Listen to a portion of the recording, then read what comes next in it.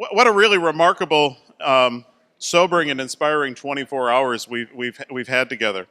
Um, I think one of the things that is intriguing for us to think about, first of all, is the thing we're talking about, in many cases, talking about, and we've talked about liberal education, the liberal arts, and liberal arts colleges, but the liberal arts college is really one of the great American experiments. But in some ways, I'd like us to also think about the fact that maybe the United States is one of the great experiments of liberal education. And one of those transformational aspects of us as a people, and some of the powers that we have to transform. And of course, one of the things that we'll be hearing about in our keynote today are the ways in which this continues to be a transformative experience for our students and for ourselves. But to lead into that, I wanted to share a few thoughts. When I first joined the professoriate at a venerable liberal arts college, having spent my own undergraduate years in a very profession-oriented music school, I was surprised that many of my new colleagues found conversations about preparation for a world of work unseemly at best and anathema at worst. Fortunately, most of us have come to grips with the fact that students don't and never did come to our institutions with dreams of future unemployment. That now anachronistic anti-vocational spirit I encountered in the 1980s was often referred to as a centuries-old tradition, but it was really a 20th century fabrication.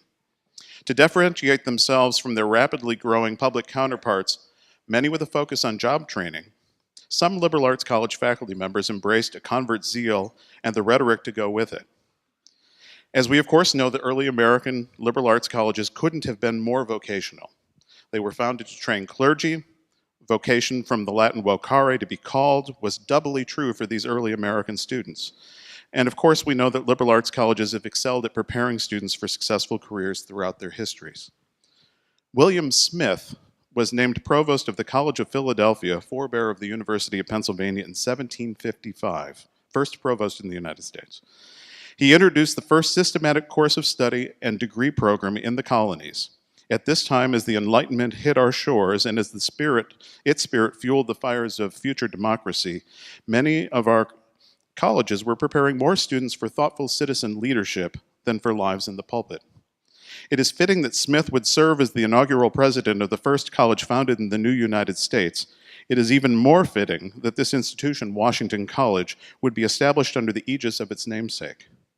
George Washington's belief in the critical role education would play in our national development continued throughout his career of public service. The draft of his first inaugural address embraces the foundation of liberal education. Quote, "Whenever the opportunity shall be furnished to you, as public or as private men, I trust you will not fail to use your best endeavors to improve the education and manners of a people, to accelerate the progress of arts and sciences, to patronize works of genius, to confer rewards for invention of utility, and to cherish institutions favorable to humanity." Washington was not alone in his patronage of the intellectual future of the Republic. The 5 authors of the Declaration of Independence were public intellectuals of the highest order. Robert Livingston was a distinguished man of letters who amassed a library of over 4,000 volumes. John Adams was a founder of the American Academy of Arts and Sciences with John Hancock and James Bowdoin. Roger Sherman was a member of the Yale University faculty and served as the university's treasurer. Benjamin Franklin provided the leadership to create the University of Pennsylvania. And as Andy Del Banco reminded us last night, of all of his accomplishments, Thomas Jefferson took his greatest pride in having established the University of Virginia. Other Virginia patriots provided important educational leadership. James Madison and James Monroe were charter members of the Board of Visitors at the University of Virginia. And Madison succeeded Jefferson as rector of the university. Patrick Henry helped to establish the charter of Hampden-Sydney College in January of 1776, making it the last college founded in the colonies. And on the 5th of December in that same year, Phi Beta Kappa was founded at the College of William and Mary. Like Jefferson, Benjamin Franklin was a man of immense intellectual breadth. He founded the College of Philadelphia in 1749, the same year he published a fascinating outline of the goals and content of the educational experience he hoped its students would receive. The footnotes, which are actually more extensive than the body of the text, provide evaluations of his proposed content of this curriculum. The pamphlet concludes with the following summary of the goals of such an education. Quote, "The idea of what is true merit should also be often presented to youth, explained and impressed on their minds, as consisting in an inclination joined with an ability to serve mankind, one's country, friends, and family, which ability with the blessing of God to be acquired or greatly increased by true learning, and should indeed be the great aim and end of all learning. The more things change. Franklin was a co-founder of the American Philosophical Society with botanist John Bartram. Early members included George Washington, John Adams, Thomas Jefferson, James Madison, Alexander Hamilton, John Marshall, Thomas Paine, Benjamin Rush, and the lesser-known Michael Iegas, who edited the Declaration of Independence and served as our nation's first treasurer. Ours is a nation born of intellectual idealism. The visionary leaders who conceived this republic were deep thinkers who embodied the best citizenship that is at the heart of liberal learning. They were avid scientists, political theorists, natural historians, and moral philosophers. Theirs was, however, an idealism deeply rooted in practical wisdom. Among the many articles in the first volume of the Transactions of the American Philosophical Society, published in 1771, were an essay on grape cultivation and winemaking, designs for an automated bilge pump, and the Society's observations of the transit of Venus in 1769. John Adams, using a rooftop telescope, was one of the many contributors to that project. The same spirit of scientific thinking and a flourishing of the Enlightenment provided the spark that created our new republic and led to the rise of liberal arts colleges throughout the fledgling nation. These institutions, many under denominational sponsorship, focused on the development of the whole student and the higher purpose of education. They lived their missions and prepared the next generation of leaders, and they have continued to evolve and to produce a disproportionately high percentage of leaders in science, letters, business, and government. Liberal arts colleges represent only 3% of American college students, yet according to the Huffington Post, a third of all Fortune 500 CEOs have liberal arts degrees. But the value of what we do is questioned in the media daily. One of the greatest ironies of our time is the celebration of anti-intellectualism as a form of self-proclaimed patriotism. Nothing could be further from the truth. America's greatest hope for the future is to embrace the intellectual ideals of its founders, and the best stewardship of these ideals remains our active and meaningful engagement in the liberal arts. Rebecca Chopp has been in the forefront of advocacy and stewardship for the liberal arts in higher education. As former president of Colgate University, Swarthmore College, and now as chancellor of the University of Denver, Dr. Chopp has been a leader in national conversations about the changing nature of knowledge, fostering meaningful student experiences on campus and in our communities, and the ways in which the liberal arts can help us and our students adapt to and lead in an ever more rapidly changing world. The dreams of our founding fathers continue. Please join me in welcoming Rebecca Chopp. Thank you for that lovely introduction. I was thinking to myself, I'm not sure the founding fathers would have seen me as an heir to their vision, but it's a good country. John's wife, Jane, would have, however, so we have her to thank. This has been such a full day, and what an incredible conference. I want to thank Mary and Michael and the council, the committee, for putting this together. But I also just want to say that how many noticed the color of Mary's shoes last night? And they were red ruby slippers. And she successfully made us all safe from the tornadoes. I have never seen such an act of grace. So, Mary, a.k.a. Dorothy, thank you. Her presence was really wonderful. And I'm sorry to be the one to keep you from your dinner, but I hope that this presentation will knit together and some of the things we've talked about and stimulate further conversation.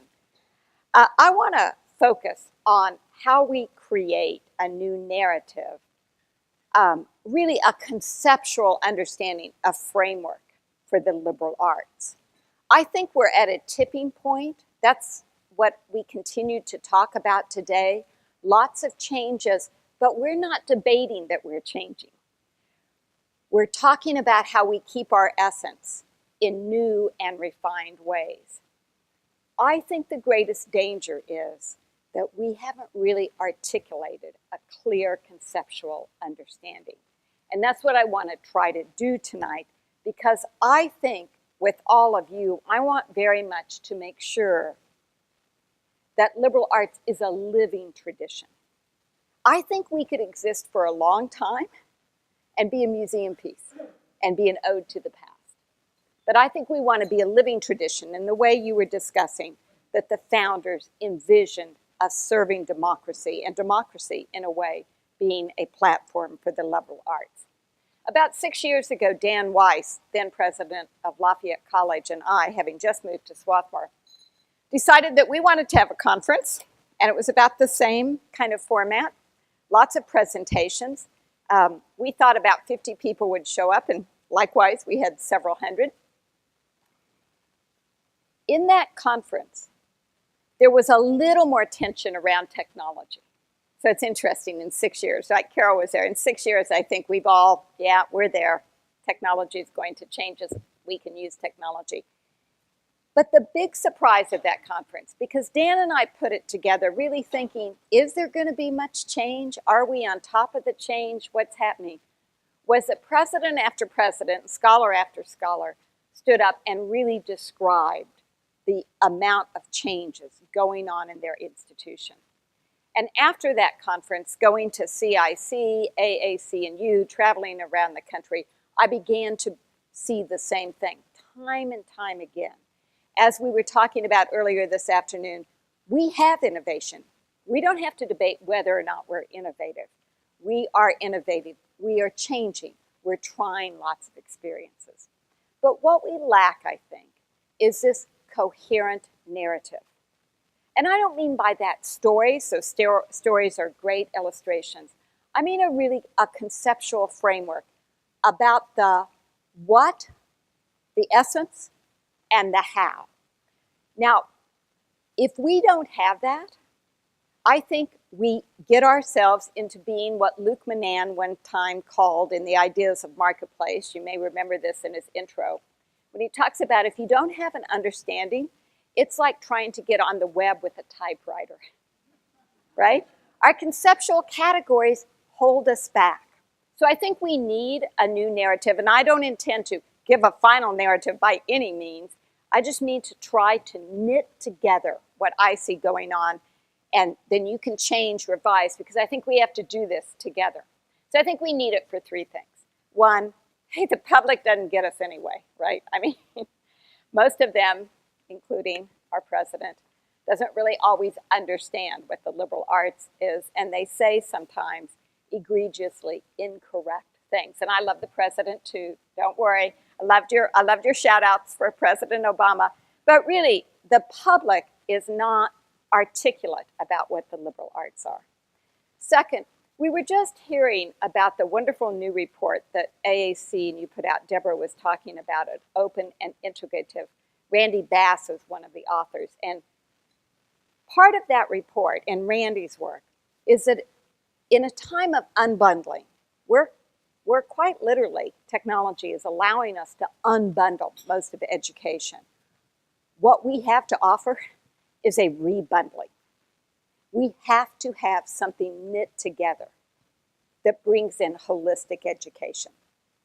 And third, in order to continue our progress and not just glue a bunch of little ornaments on our liberal arts tree, in order to really have a transformative discourse, we have to have categories that help us understand and that help others understand where we're headed. The first time I realized the power of frameworks and categories was actually my first year as provost at Emory. And I was on the beach with a board member, and we were talking about his work. So he was running at that point the first kind of major banking system in the South that had really embraced technology, not only ATMs, but all of the electronic transfers. 5 years prior, he had run a check-making factory, right? He made checks, like I knew him as a faculty member, and he loved talking about, you could put little horses if you were a horse person on your check, or if you were a girl, he told me I could have pink checks. He was a man into his checks. And so we're walking on the beach, and he says to me, I'm commenting on how he's just transformed his company. He said, one day I realized I'm not in the check-making business. I'm in the money transfer business. And the moment I changed my framework, the moment I had a new framework, I could see all sorts of possibilities. And that's what I think we need to do. We need to work together to define this framework. The what and the how. And I'll talk more about that. Now, I just want to begin with a couple of operating assumptions. Oh, that was the conference we had? Okay. First of all, I want to say dramatic changes. I don't think after the last 24 hours I need to address these dramatic changes, but I'm going to plug his book, so maybe he'll, give me a song or sing me a song. This is really good. John McGee's book is, I think, the latest book and the most comprehensive about the changes we face. And as he points out, we are at a really liminal moment, and we have to understand the impact of these changes, and I would say how they're knitting together a new framework for us. Along with all these changes, and by the way, I think, and we can debate about this, I think we have not seen so much change since the period of industrialization. So I really agree with Kathy Davidson and John Churchill from Phi Beta Kappa that this time is most similar to the 1860s, to the 1880s, where every sector of higher ed was under dramatic change. And liberal arts changed how they talked about their what and how they talked about their how. The one thing that is really different from now in the 1860s is a radical democratization. And we've been talking about that too. There is no longer the sense that there is one model of education. So historically, we have really been the model of undergraduate education. Liberal arts has been the model. Historically, the most selective institutions, the Ivies, the Little Sisters, the schools with the really big endowments. I don't have a big endowment now. I used to have a big endowment at Swarthmore. I don't have a big endowment now, so I can kind of slam the schools with the big endowments. They were looked to as the leadership schools, and we all watched what they were doing. But those factors have radically changed. In this democratized environment, where there is no average student, where the non-traditional students, now ironically are our students, the ones we used to call traditional students, there is a radical democratization, and I don't see that changing. In a workforce, in my state, Colorado, we are predicting that 65% of the jobs will require a college education. In that kind of world, we're going to have lots of different colleges, lots of different students, lots of different approaches to higher education. So what does that mean for us? Sociologically, it means that we have a chance to really define our tradition. Oh, we have the responsibility to define our tradition. We can no longer assume that we know what liberal education is. We've got to explicate it very, very carefully. So, over the last 25 years, as I look back, I think we've been doing this. So you have to ask yourself, we know why there are books about changes. We know why there are books about disruption. But why are there all these books about the history of the liberal arts? It's really fascinating. Every time I turn around, there's another great book. For me, it started with Martha Nussbaum's Cultivating Humanity in 1997. It was publicized. So that's an interesting book because what Nussbaum does, now think about this. She goes clear back to the Stoics and imaginatively reconstructs a tradition to its height in America, right? We are the best expression of this long tradition to cultivate the whole human being. Then we have, just to pick another good one, Michael Roth's book. So that's also interesting because how many of us have been taught by our faculties, if nobody else, that we have professional education and then we have real education, liberal arts. And we will not confuse the two. So Michael reads history to say, not really.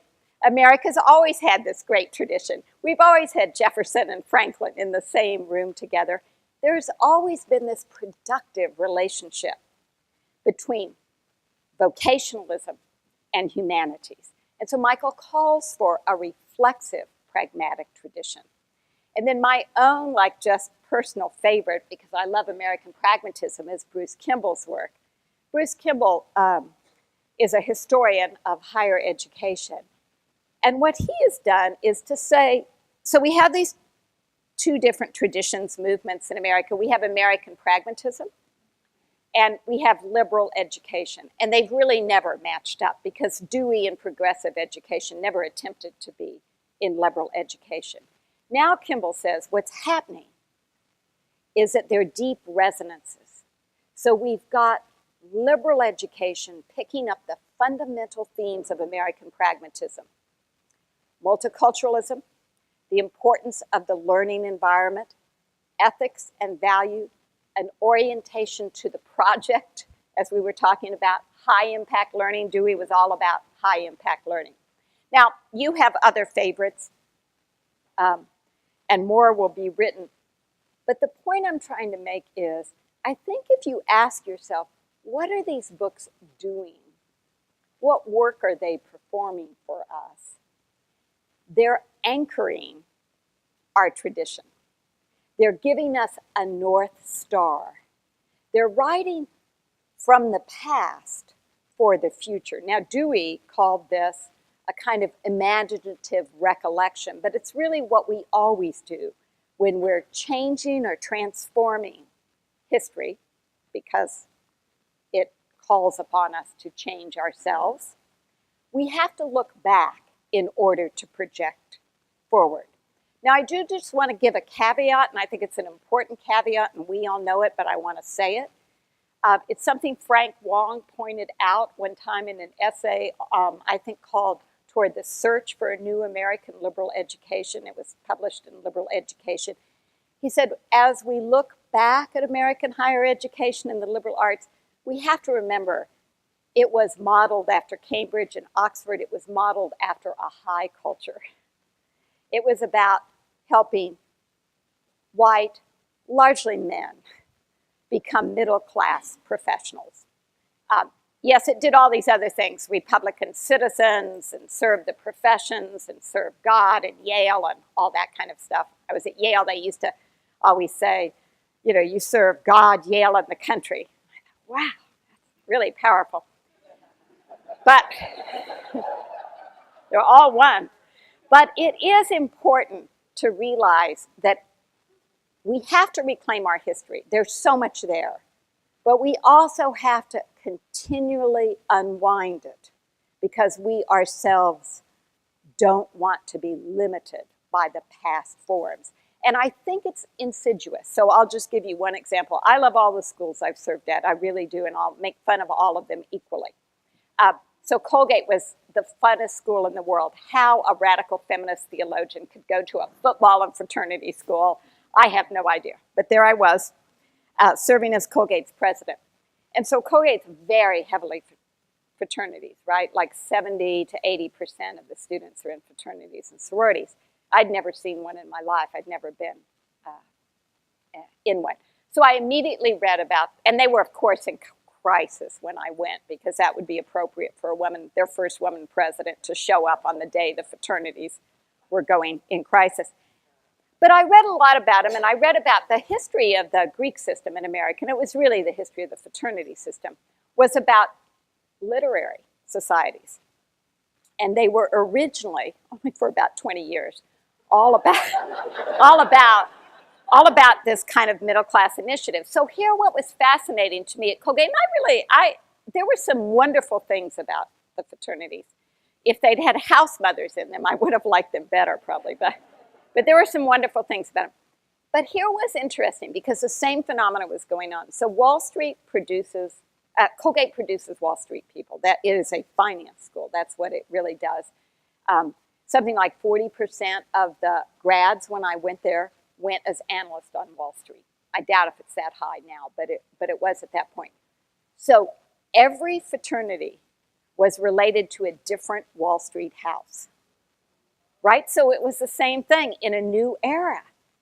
Beta was, it produced Morgan Stanley guys, and they were almost all guys at Morgan Stanley. The sororities didn't have the same relationship. Deke had Goldman Sachs. It was really fascinating. So you see the same replication. So as we create our tradition, and I think there's a lot there because it is our anchor and our North Star, we also just have to remember that we can also have, what was it today? The 3-box thinking, the forgetting, right? The forgetting, yes. So I think we're in the process of attempting to rewrite our history and to reconstruct our history. Now, just one more thing about what happens when you reconstruct history. Some of us are old enough to have been trained in intellectual history. And what we learned in intellectual history is that as you change your intellectual tradition, as you rewrite your history, there is often a continuity on the what, but a radical discontinuity on the how. So let me give you a pretty recent example, and then I'll give you an ancient example.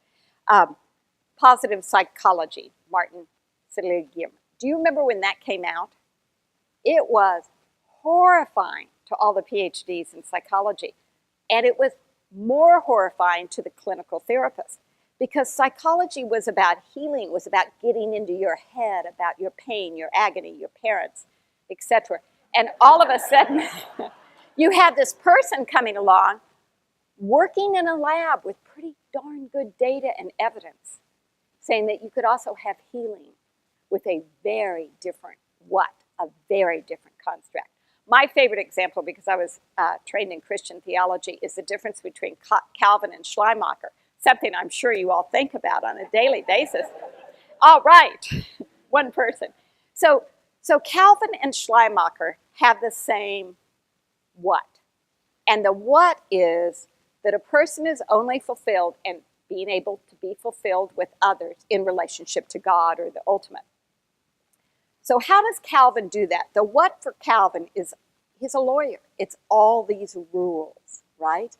You've got to be elected, then you have to do this, and you have to do this, and you have to do that. And the Enlightenment comes in. So Calvin is dependent for his rules upon a supernatural God. The Enlightenment hits. What are we going to do now?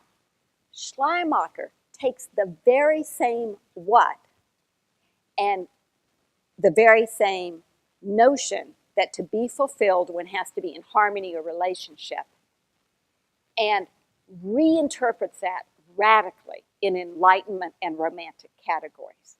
So it's important to remember that as we create our traditions, we tend to look backward a bit, but we tend to define that through different what categories.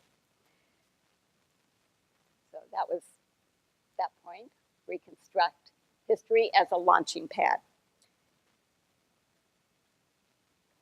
So what I want to do now is to just try to name these conceptual categories. To begin with an understanding of the what and the how. The what, I think, and we heard it so well today,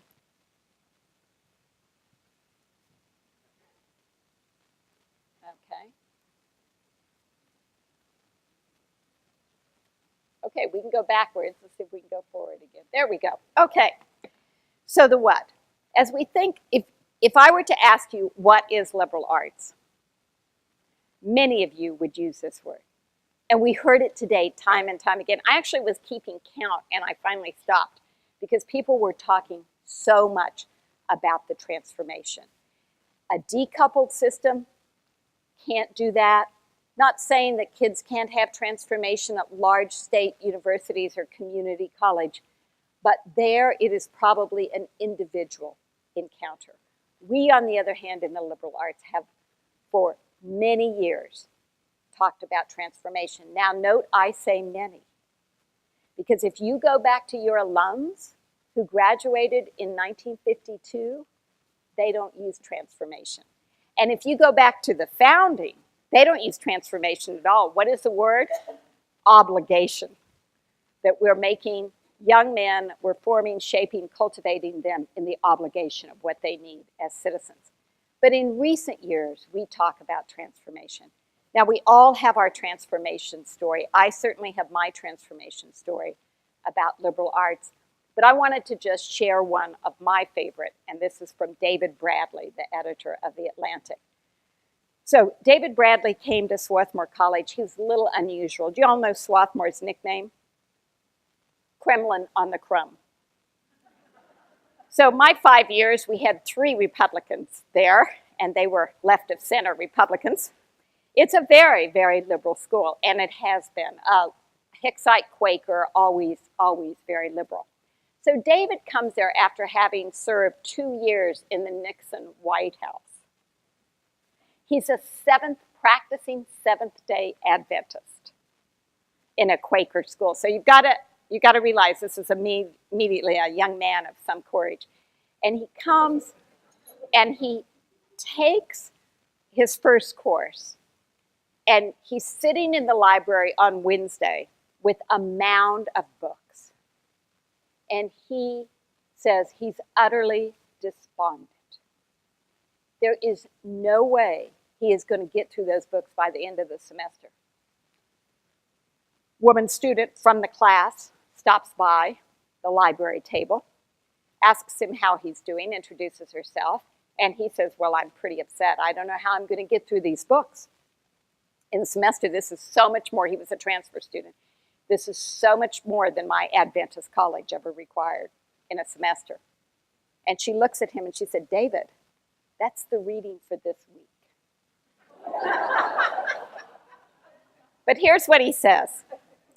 And therein began Swarthmore's gift to me, the invitation to enter and eventually confidence to occupy the life of the mind. I can still see the change in me that year, as it were a physical crossing. My mental frame was as if you could think and think and think, and eventually you'd hit a wall where the insight stopped. But against all reasonable explanation, Swarthmore would demand that you think farther. And suddenly you discover that terminal wall is porous. It's like a gauze curtain. And thinking harder, you cross over or through, and you find a whole new space of original ideas. Surely most students cross over more easily than I, very humble. But those moments where I did cross, where I found for myself some original idea, were transporting. So that's David's testimony of transformation. And like I said, I think we could all offer many such testimonies. But it was transforming. But note that it really focused on intellectual transformation. There was no high-impact learning. There was no residential education. There was no partnership, all the things we've been talking about. This is beautiful. I had it too. The life of the mind was the sole source of transformation. And I think what we're doing is expanding and exploding that transformation. We're not leaving life of the mind. I didn't hear a single person talk about the lack of intellectual rigor, research, the life of the mind. But I think what we're doing is transforming what we mean by transformation, and also transforming even more radically the what, how we're offering to students. So I put this in as a rose, and why I put it in as a rose is because I think when we're trying to imagine how we want to order our conceptual construct, one way to think about it is a rose has a center around which all petals go. It's a kind of logical metaphor. And I think this is what we have in liberal arts. We have a center, and I want to call it holistic transformation. And then we have these new resources, in addition to intellectual transformation, that go to support this rose. And I'm going to call it the most awkward, ugly phrase in the world. I'm going to call this a integrated ecosystem. because I think it's an integrated learning ecosystem, because I think it's important to realize that really what we've been talking about for the last 24 hours is expanding all the ways we're transforming students. Again, I think Randy Bass's language is really nice. They're going to unbundle, we're going to rebundle. We're going to bring these resources. And I loved Kathy Weiss. Where's Kathy if she's still here? I loved her comment today. We have to squeeze more potential out of these liberal arts. And I think addressing these dimensions are the way we're going to do it. So, quick case study, because I'm a president and I have to talk about my strategic plan. Right? That's what we do. But it was really interesting. So I have been fortunate to do 5 different strategic plans in 5 different institutions, and each one has a story, but I'm not going to bore you with that. When I came to the University of Denver, the board and the school, the administration and faculty had done a pretty intensive 6-month study of the changes in higher ed. They were pretty aware of the landscape of higher ed, and they wanted to plunge into a strategic plan. I was a little nervous because I was brand new, but plunge away we did. We talked to 2,500 people. So DU has 12,000 students. Half of them are professional school students. Half of them are liberal arts. We have a very classic liberal arts school. It is no different than any of the residential colleges in which you serve. And around that are professional schools. We have a tiny PhD program. Don't tell the PhD faculty I said that, but it's pretty small. So we plunged into this, talking to 2,500 people. What that tells you is everybody wanted to talk. We did a lot of research. We talked to 350 employers and civic leaders in the city. We Skyped in people from all across the country. And the interesting thing about this strategic plan to me is that we really focused on this holistic transformation of students, especially for our undergrads. There was really never any debate. People talked very easily and fluently about a navigation system. People talked about portfolios.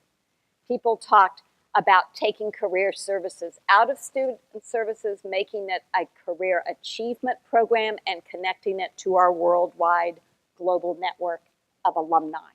So almost every kind of point we had, we thought about a holistic student development.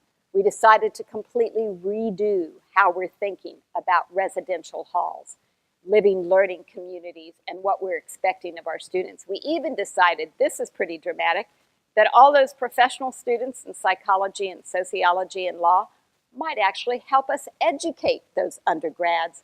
So we started knitting those together. We knew already that our students were very interested in high impact learning and other forms of work in the community. So we engaged with Denver big time. And in fact, I think the coolest idea of our strategic plan is something called the Global Challenges, where we decided to take 10 to 15% of our courses on a year or every other year basis and tackle one of those big challenges. So we could bring people in from Denver, the Rocky Mountains, and beyond, and we'd have a critical mass in order to do high-impact, holistic learning. So one night, I decided it would be fun. I figured I'd get yelled at, but why not try it? I drafted promises. I was just kind of inspired because it was a pretty powerful thing that everybody was so much into this holistic transformation. So I thought I'll do promises, and then I thought of all the faculty I've known in my life, and I thought of myself as a faculty member, and I figured we'd have a good, contentious conversation. 5 promises. We promise, I'll let you read them. We promise robust intellectual engagement. We promise a holistic education. We promise creative collaboration and ethical leadership development. Okay, just got to pause on the ethics here. So this didn't say ethical after we drafted it. And I took it back out to the faculty and talked to about 1,000 people. And when I went to the faculty senate, the thing that the faculty senate was most upset about was there wasn't enough ethics. I thought I was going to faint. I mean, that a faculty was saying this. Now, I know you faith-based schools, because I've been in faith-based schools. That's normal, but that's not normal for us secular schools like DU. But I think it's a sign of what people are wanting to teach, wanting to give, wanting to cultivate. Promise deep, meaningful engagement in a diverse community. So this was very important. DU works very hard at diversity, like all of our schools. But there was the sense that we were continuing to be diverse only for underrepresented populations on our campus, that they carried the weight. And we needed to promise all students, and we needed to be clear to all students, walk on our campus, and this is our commitment. This is our promise to you. And then we promise lifelong connectedness, as we were talking about earlier today. It's no longer going to be an education only for 4 years. It will be lifelong. I tell you these promises simply because it was fascinating to me that people embraced them. That a faculty, a staff, a student body, an alumni body, a board was willing to say, we're going to wager our future on holistic transformation. So that, I think, is the how. And again, transformation is easy to see. It was our predecessor. I think we've been talking about that roughly post-60s and in liberal arts education, but now in a much more holistic way. Now the what? First of all, we've talked a lot about the what today. Oh, I didn't get through all my promises. Okay, I think there are 4 dimensions in our new conceptual framework, and these are very serious, and I think sometimes when we talk about them, they're like nice to have, or students really like them. I'm suggesting these are literally foregrounded as the way we're doing our education. So high impact experiences, we've been talking about them all day. We know that there are others than these listed. We know that it's about faculty, student, and I would say staff, educator engagement. We know they require reflection, they require lots of time and energy. They tend to be off campus, as well as in the research lab or the library. Anybody who works with students know that students will often talk about these experiences. Study abroad, doing research with the faculty, doing an internship as transformative. This, I think, is our foreground. But what I really want to point out in these is the word practices, because I think this is where we're not talking enough. So, really, I'm not an ancient philosopher or a classicist like some in the room, but I do know my Aristotle. And if you recall that Aristotle had a particular anthropology in which he believed that people were shaped, cultivated, to use Nussbaum's word, by social practices. So when you learn as a child to say Pledge of Allegiance with your hand over your heart, or to sing the national anthem, you are joining a broader activity, and you also feel powerful feelings. That's a practice. It's socially mediated. It's individually shared. It forms you in the capacity to see the world in certain ways. It hits your head, your heart, your multiple intelligences. Another good example is family practices. There's all sorts of great family practices. My favorite was, the favorite that I ever heard about was from my college sociology professor. I went to Kansas Wesleyan in Salina, Kansas, and I had George Taylor, great sociology professor, who told this story that's like seared into my memory. And it tells you what practices are in families. So he gets married, and they go on their honeymoon, and they come back his first day of work. So this is like the 1950s. She's a stay-at-home wife. And George gets his briefcase, goes sailing out the door, the proud husband, just married. She comes from her family. That's what her dad did. She did what her mom does. She stands by the door, waiting to be kissed. She spent the day thinking he didn't love her. He was oblivious. That's a practice. You are formed and you're shaped. It shapes the way you view the world, the way you feel about the world, your capacity for moving forward. Now, those are just two examples. But when we take students on study abroad, if, Mary, as you said, we're really doing it with a purpose, when we give them internships, when a faculty member teaches them in a research project, it is that practice. It is that capacity. So as Randy Bass says, practices are really knowledge plus skills plus habits. And I think what liberal arts really can be interpreted to be about are practices, practices of cultivating humanity. And we're going to use high impact. My guess is someday that will go away and we'll have new ways to talk about practices. So here's my boldest claim. The shift to high impact practices as the grounding center of liberal arts is a shift from foregrounding a content-based transformation, what David Bradley went through, to focusing on a holistic transformation of intellect, value, disposition, and standards of action. One may teach material content.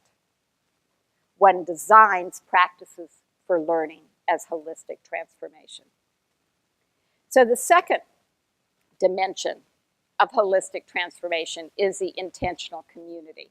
And like Stephen earlier today, I think residential education is really important for our type of education. May not have to be 4 years, may only have to be 2 years.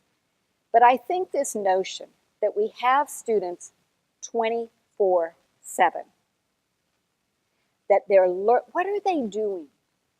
I mean, somebody said, well, we're just trying to make money off them or something. I've never thought of that. Actually, I don't think I've ever made that much money off dining and rooms. But we're really teaching them to live with others. These days, we're teaching them to build community. So I call this intentional community. And I think when we contemplate what Kathy meant about squeezing that potential out of liberal arts, taking our students from gaining 5% to 25%, this is one of our arenas. Many of you know the work of Peter Lake, the lawyer who talks about regulative activity. And Peter talks about in locus parentis. I went to college just after in locus parentis, where everything was controlled. Then he says we swung radically to the other way, which is anything goes, right? We couldn't even go in the dorm room. We didn't have many dorm activities. We had pizza on Sunday night. But that's their life. They're 18 years old, and the courts, according to Peter, said that too, that whatever happens to them, they're adults, 18 years old. Whatever happens to them at the bar, whatever happens to the dorm, whatever happens in the fraternity house. Now, in the last 10 years, we're in a new era, right? And sometimes as a college president, I think the era goes something like this. You can do whatever you want, but I'm supposed to keep your environment safe. I imagine we'll get beyond that. I think we're entering an era where we really can claim more responsibility, more guidance, more coaching, more mentoring, more using senior and junior students, more taking every opportunity. When we went out, and I know when you went out and you go talk to employers or civic leaders or parents, you hear the same thing. We need emotional intelligence. We need conflict resolution. We need collaboration. Now, study abroad would be good to do that, but every dorm would be good to do that. So I know this is tough. Right now, in the environment we're living in, we think about what is community, and I don't think this country knows. We are having a very hard time living together, small groups, large groups. What is common good? What is really respect? How do we have a diverse democracy?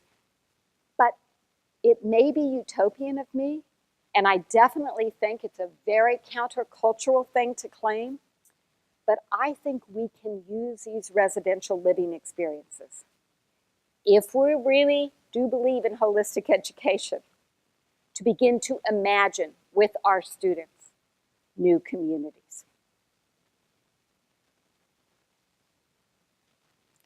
I really like Bill Bowen's chapter in the Remaking College, which is a book that came out of the Lafayette Conference. The title of the chapter is "There's More to Hope Than to Fear." And I think when we talk about community and living residential programs and teaching our students this holistic way of coming together, there is more to hope than to fear. Many of us have living learning communities that are incredibly powerful. Neighborhood communities. I think this is an era of a lot of invention, and we need to do this because this is where students already are picking up values and virtues, and we should guide them. So changes in knowledge, I'll go quickly through the last two. You all know about this, and these last two really we share with all forms of higher education. But I think it's important to point out that knowledge has become increasingly problem-based. So 20th century, Max Weber was so right. I love Max Weber. At the beginning of the 20th century, he portrays a picture. We're going to have disciplines. Everybody's going to be an expert. Every discipline will have its own language game. Every discipline will have its own rules. He didn't use silos, but he might as well have. And it was a wonderful era. I went to graduate school, and that it was the advancement. Knowledge was advancing so rapidly. And professors, or lawyers or doctors, were experts. Once we get the web, once we get so much material online, the content expert, while I still think faculty have to have their feet in the expertise, now become able to use that content to collaborate with others to solve problems. Never forget the first time I saw this. I was provost at Emory. Young faculty member came in. He was actually in the religion department. I could not figure out his CV, and I said, "Gary, I don't get what it is you do." You know, I mean, he had this PhD from, I don't know, some California school, history and culture or something. I didn't understand it. And he had a master's degree in sociology. There was no religion on his CV, and I was supposed to hire him. So I said, "What do you do?" And he said, "I do death." And I said, "What?" And he said, "I study death." Now, that was the first time, but since then, I've seen it time and time again. At Swarthmore College, my last year, when all the new faculty were introduced, over 75% of them were some type of interdisciplinary scholar. That's pretty much true at DU, too. We have a booklet every year that we produce, lists new faculty's area of expertise. Nobody says they're a straight systematic theologian anymore. Nobody does theology anymore, but that's okay. Now it's all about problem-based. We see it time and time again. We heard Carol talk about this too, I think, in her work at Smith. The faculty, the students, the design of the curriculum. It's not that we're abandoning the old, but we're now be able to create these bridges in our schools and with other partners to study problem-based learning. So you get all the integration. We have the faculty doing multidisciplinary work. We have the students doing high-impact learning. Now, just one implication for teaching, and so many have written on this, I won't say too much about it, but it really does mean that we're in the era where teaching is about designing learning. And that's hard for our faculty. Some of you heard me ask the question about what's about the future of the faculty. And I tend to agree with the answer that it's probably easier for a lot of the younger faculty than the older faculty, but we are very much in design for learning. So final comment, because I think this is the other way that we're changing that we wouldn't have talked about 25 years ago. Our institutions are simply becoming more flexible and more porous. And I'll summarize in 2 ways. It's interesting to me how we are now creating centers and institutes, right? How many of you have centers and institutes at your schools? They're the big thing. What the heck are centers and institutes? They are alternative spaces. They are flexible spaces outside or across the disciplines. They give a kind of nimbleness for the faculty research, teaching, and students. We're also creating partnerships. The Lafayette Conference was fascinating to me as president after president after president got up and talked about partnerships with healthcare, with overseas programs, with businesses in town. The institutions are simply becoming more porous. And you think about our tradition in liberal arts, it's been anything but porous. It's been bounded, even gated. Many are rural. Colgate was founded so it could keep young men away from the troubles of New York City. It didn't have walls, but it had 4.5 hours of rural New York farmland. But now we see it much differently. Our institutions are porous and extremely engaged in the community. So I know I'm over time. We started a little bit late. But this is very unpoetical. This isn't something that we can go out and say to the public, but I wanted to conceptually frame it.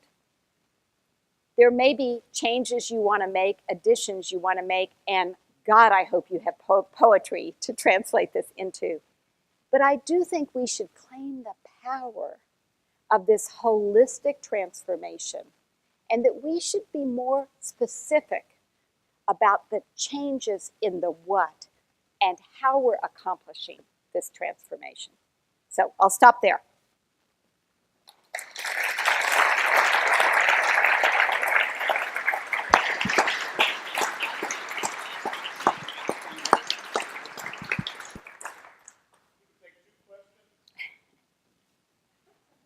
Sorry.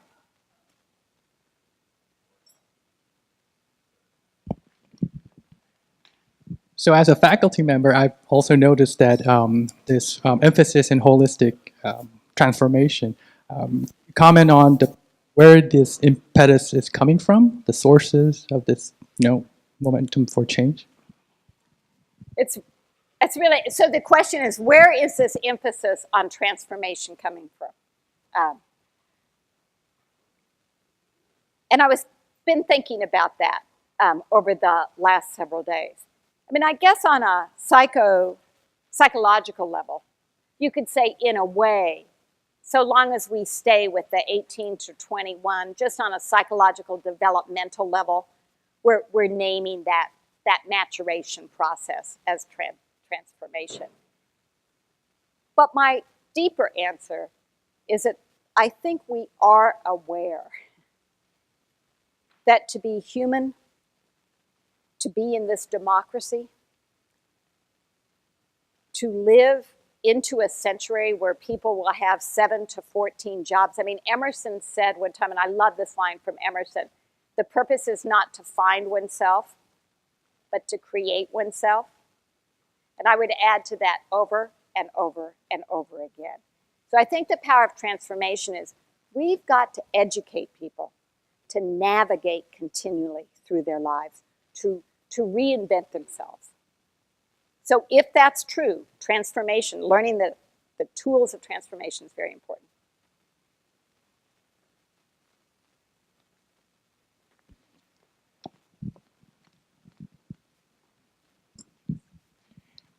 So I thought your talk about the value of the residential experience was inspiring in terms of thinking about that. I come from a community college, and so we don't obviously provide that. So it's just intriguing for me to think about that and the implications. Do you think there is a role for that to expand beyond 18 to 22-year-olds? in terms of, and are you aware of anybody experimenting with that idea of residential experience for families, students with families and that type of thing? I don't know about any experiments in the community college. I do think we're seeing some in the graduate level. So the graduate level is pretty interesting. Adolescence is now defined between 13 and 27.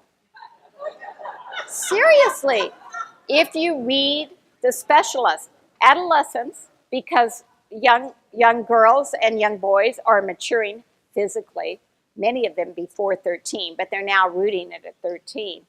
And the average age of kids no longer dependent upon their parents, which is generally when adolescence has been said to end in this society, is 27. If any of you have young kids, I hope you get yours free by 27. I still have one.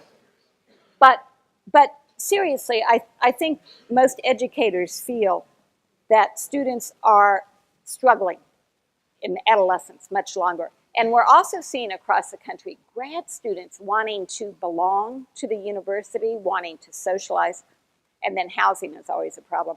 So I think there are experiments going on in grad student housing, and we're hoping to do one ourselves.